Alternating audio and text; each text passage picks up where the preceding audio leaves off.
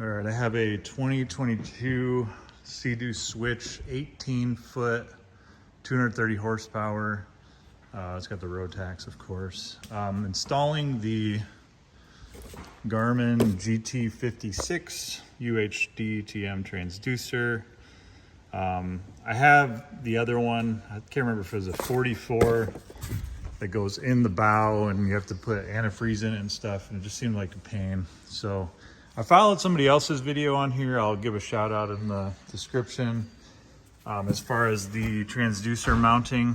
And I just have this dry fit. I got to get some RTX or marine sealant, but this is the hole that I started out drilling. Used a 7/8 inch spade bit, and then I found this in my shed. I think I used to use this for low voltage cable. I don't know if it's 7/8 or not, but it fit in the hole. So before I used the other end without the spade on it and pushed it up through, make sure I could get a good hole through. I'll show you all the panels that you got to take out. You take this corner panel out. It actually has the quick release, so it wasn't a big deal. And then the panel has, let's see here. The triangle ones have 3 10mm bolts that hold it into the corners. So you take that out. If yours is set up the same way, it probably is with the cup holders.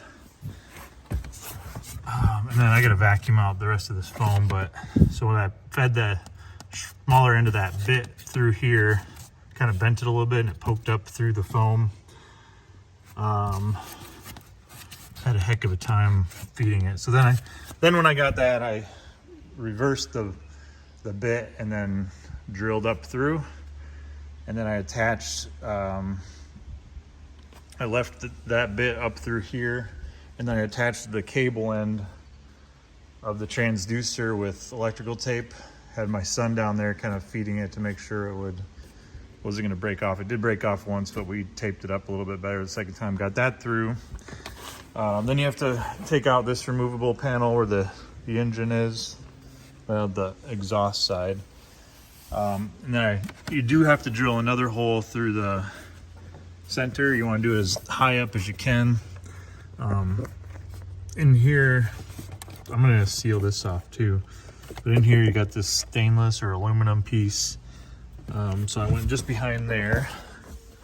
You can see it comes out there.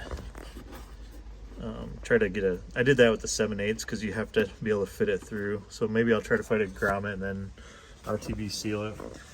And then I think this center panel is removable if it's windy out. If they need to pull the motor or anything. So you want to make sure you don't put the wires through it, because then the wire for the transducer will be trapped.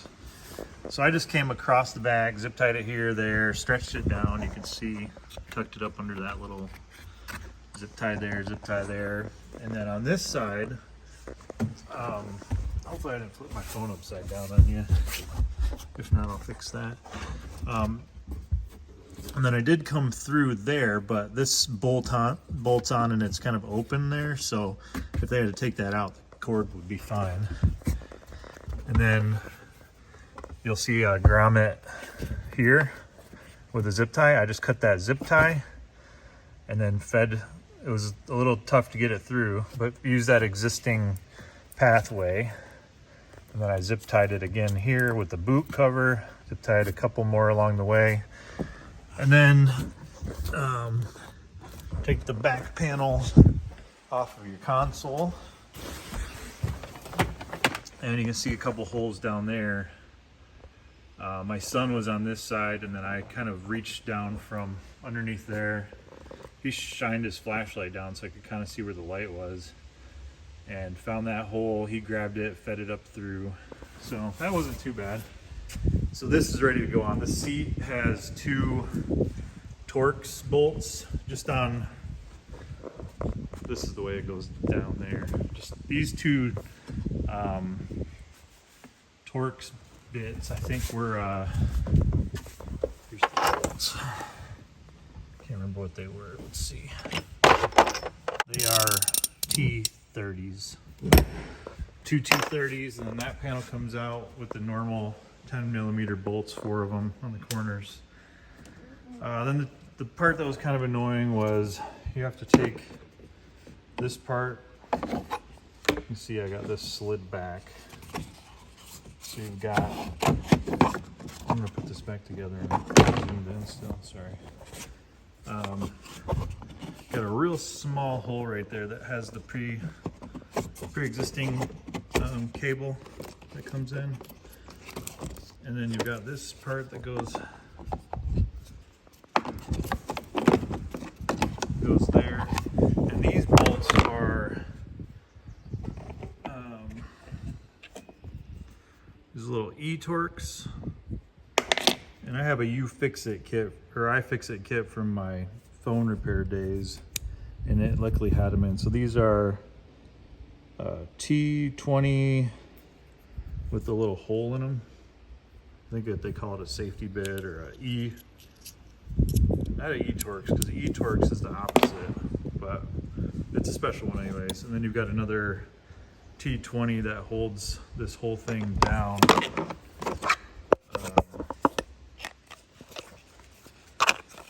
Holds this whole thing down to the console. So I use that same 7/8 long drill bit and put it down through here, taped up the cord to the end, and then we pulled it through. It was a tight fit, but once you get it through, you're good, because this sits behind the Garmin. So I'll take another video when it's back together before I hook the Garmin up, and you'll see. So hopefully that helps somebody with the internal routing. And then there was another video that I saw for that kind of helps drill it and install it on the outside. I saw some other videos where they kind of ran it on the inside of the tune, up under, across, but I wanted everything on the inside, so I just got the one perforation in the foam, you know, one perforation for where it enters the boat, and then you got just the screw holes that you can put sealant on. And then again, if they ever need to take the motor out for replacement or anything, all I gotta do is cut these zip ties, and then that's kind of out of the way. And I'm gonna zip tie the slack under here. I thought about zip tying the slack down here. That way, if they needed some more give and play here, they could. So I might pull some of that back and just do it in here once I get it all hooked up and make sure. That's what I'm gonna do. So I'll have the slack zip tied in here, so they can kind of move that out of the way if they ever need to get the engine out. So thanks for watching. So you get the two pieces back together. The cord should come up out of there like so. And then it's a T20 here to hold it to goes through the rail and holds it to the console. And then you've got those smaller Torx that just kind of hold these two pieces of the, kind of looks like a side mirror almost. So they're back together. T20, and then 1, 2, 3, fourth one on the back side of the T20H. They get the little dot in the middle, so you have to use that special one to work. And then the back of the Garmin has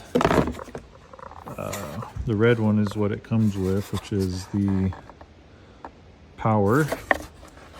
And then we want this one here with the orange is what we're going to plug our sonar into. And then they have a pano bit. I don't know what that one is. And also a NMEA, which must be another standard. So I'm going to go ahead and get this mounted back up. There we have it. There's power over there. Orange. Don't forget your little clamp that goes on to hold that in place. And then the EMF. I'm kind of mad at myself, but make sure you route your cord, can't get it to focus there, cord back behind this support. Mine's in front, so I'm not super happy about that. But then I put the EMF shield thing right there. We're going to put that on. They show it pretty close to the Garmin in the instructions. Well, that's annoying. Go on there.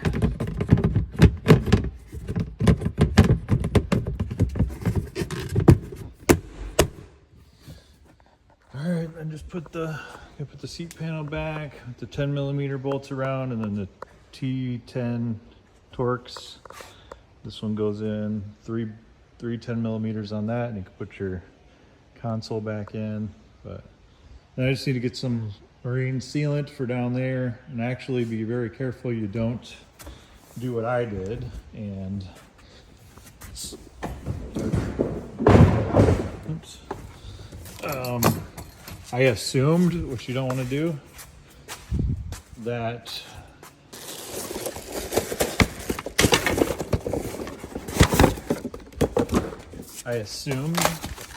the bolts that hold the cover on, where'd my cover go?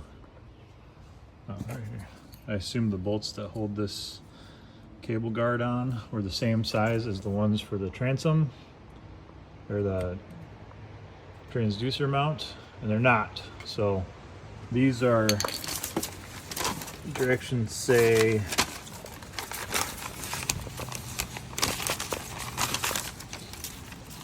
let's see, transducer ones are, I wrapped a piece of tape around it, around a 5/32 bit at 18mm.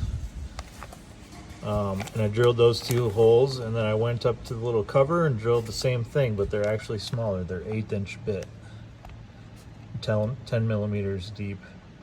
So I'm going to try to find some stainless steel 5/32 screws at the hardware store and mount them with that. Should be fine. The holes are plenty big. And then I'll just seal that up. So don't do what I did.